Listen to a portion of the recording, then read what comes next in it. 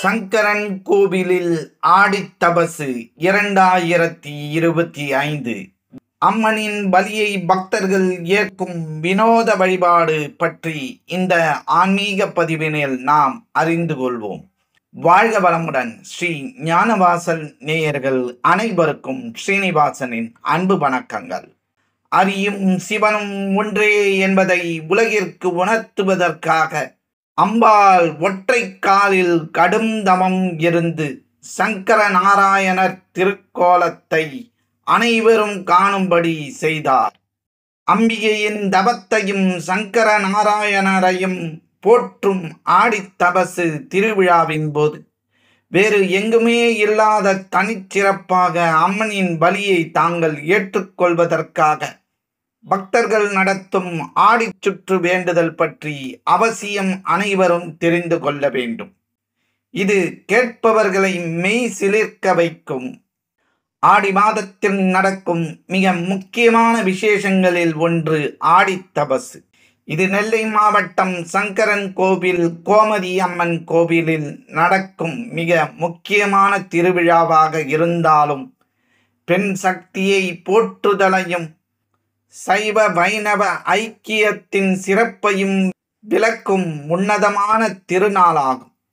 இந்த நாளில் கோமதி அம்மனையும் சங்கர நாராயணரையும் மனதார வேண்டிக் கொண்டால் வேண்டிய வரங்கள் கிடைக்கும் என்பது நம்பிக்கை. ஆடி மாதத்தில் சங்கர நாராயணார் கோயிலில் 12 நாட்கள் கோமதி அம்மனின் ஆடித்தபசு திருவிழா மிக கோலாகலமாக கொண்டாடப்படுவது வழக்கம். இந்த ஆண்டு ஆகஸ்ட் 7ஆம் தேதி வியாழக்கிழமை ஆடித்தபசு திருவிழா நடைபெற உள்ளது. இதற்கான விழா ஜூலை 28ஆம் தேதி கொடியேற்றத்துடன் தொடங்கி உள்ளது.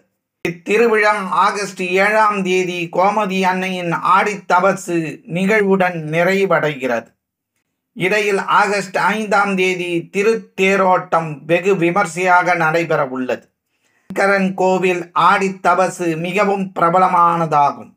இந்த வழிபாட்டில் மிகவும் முக்கியமானது ஆடிச்சுற்று. 12 நாட்கள் நடைபெறும் ஆடித்தபசு திருவிழாவில் லட்சக்கணக்கான பக்தர்கள் பங்கேற்று கோமதி அம்பாளை வழிபடுவார்கள்.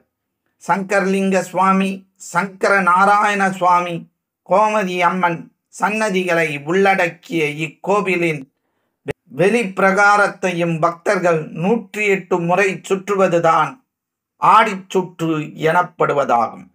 பக்தர்கள் தங்களின் பல்வேறு வேண்டுதல்களை மனதில் வைத்து கோமதி அம்மனை வேண்டி ஆடிச்சுற்று சுற்றுவார்கள். பல்லாயிரக்கணக்கான பக்தர்கள் சங்கரன் கோவிலில் பல நாட்கள் தங்கி ஆடித்தபசு திருவிழா கொடியேற்றம் தொடங்கிய பின்னர் ஆடிச்சுற்று செல்கின்றார்கள். ஆடித்தபசு திருவிழாவிற்குள் இந்த ஆடிச்சுற்றை முடித்துவிட வேண்டும் என்பது குறிப்பிடத்தக்கது. ஆடி மாதத்தில் தபசு மற்றும் சுற்றுவதால் பக்தர்கள் அம்பாளின் அருளை பெறுவதோடு அவர்களின் வேண்டுதல் நிறைவேறும் என்பது நம்பிக்கை. இப்படி ஒரு வேண்டுதல் சங்கரன் கோவில் தவிர வேறு எந்த கோவிலிலும் கிடையாது. அம்பாள் ஒரு காலில் நின்று தபசு புரிந்தது போல பக்தர்கள் ஒரு காலில் நின்று வழிபட்டு கோயிலை சுற்றி வந்து அம்மனின் அருளை வேண்டி வழிபடுகின்றார்கள். இந்த திருக்கோவில் கோமதி அம்மன் சிவபெருமானை கணவனாக அடைய வேண்டிய தபசு செய்யும் காட்சி நடைபெறுகிறது. இந்த ஆடிச்சுற்றை பக்தர்கள் 101, 501, 1001 என்ற எண்ணிக்கையுடன் சுற்றி வந்து வழிபடுகின்றார்கள். இந்த ஆடிச்சுற்றின் மூலம் ஒரு காலில் நின்று தபசு காட்டி அருளும் அம்பாளின் கால்வலியை தாங்கள்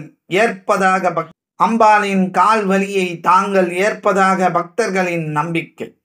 அம்பாளும் கால்வலியை ஏற்கும் பக்தர்களின் வாழ்க்கையில் ஏற்படும் கஷ்டங்களையும் சோதனைகளையும் கோமதி அம்மன் அகற்றுவதாக ஐதீகம். பக்தர்கள் தங்களின் பல்வேறு வேண்டுதல்களை மனதில் வைத்து கோமதி அம்மனை வேண்டி ஆடிச்சுற்று சுற்றி வருவார்கள்.